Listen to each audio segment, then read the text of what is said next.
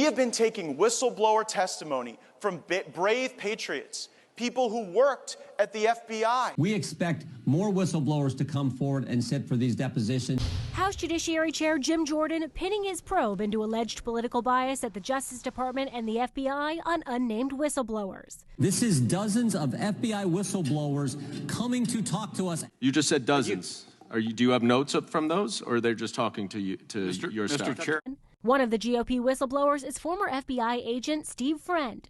We established earlier credibility matters, certainly for witnesses who appear before us. Mr. Friend, what about you? Do you know Kash Patel as well? Yes. And did you receive any money from Kash Patel?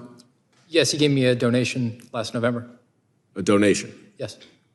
Are you a charitable organization? I was an unpaid, indefinitely suspended man trying to feed his family, and his reached out to me and said he wanted to give me a donation. Do you think it's appropriate for some of these whistleblowers, including two who will be at your hearing today, to be paid by one of the former president's closest advisors, Kash Patel, who's active? They got a family. How are they supposed to feed their family? He's got 4 kids, and he's got a 2-week-old newborn child. I mean, you got to be kidding me. Of course they're gonna do whatever they can to feed their family, and I don't fault them for that. Steve Friend, one of the whistleblowers that we saw the soundbite from him on Fox News that Sarah shared.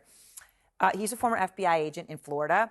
He was suspended last year for objecting to that SWAT raid of a suspect who had been at January 6th and had an AR-15 style rifle. So what do you make of that situation? So the idea from Jim Jordan is this is a conscientious objector. But now we find out, what did he object to? He resisted and refused to assist the FBI in its SWAT arrest of this individual who is an alleged 3%er militia member. And in fact, they're called the B Squad.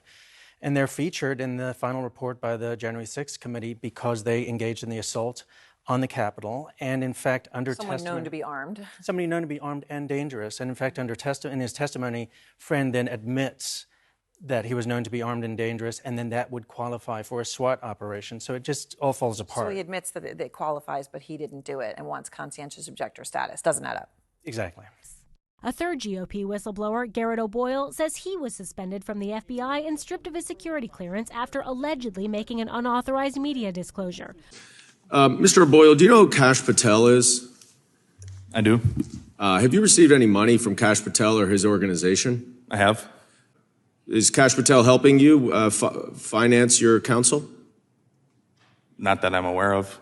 Okay. If a Republican wins the White House, and Lord help us if that does not happen, but if, let's say it's Trump, don't you believe that he has to completely dismantle the FBI and remake it into what it was originally supposed to be? I mean, can this be saved at this point?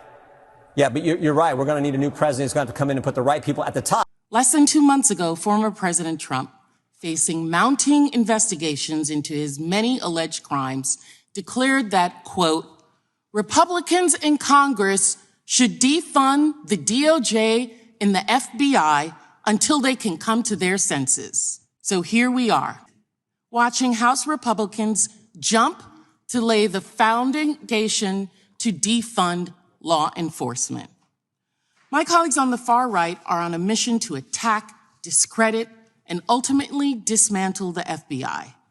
This is defund the police on steroids. But when people say it's time to disband the FBI, to delegate those authorities to others, such as the U.S. Marshals, there's a growing number of people in Congress who begin to feel this way. For those who say, you know, maybe the FBI, we could delegate those authorities and actually completely defund them, you can understand why American people feel that way about that.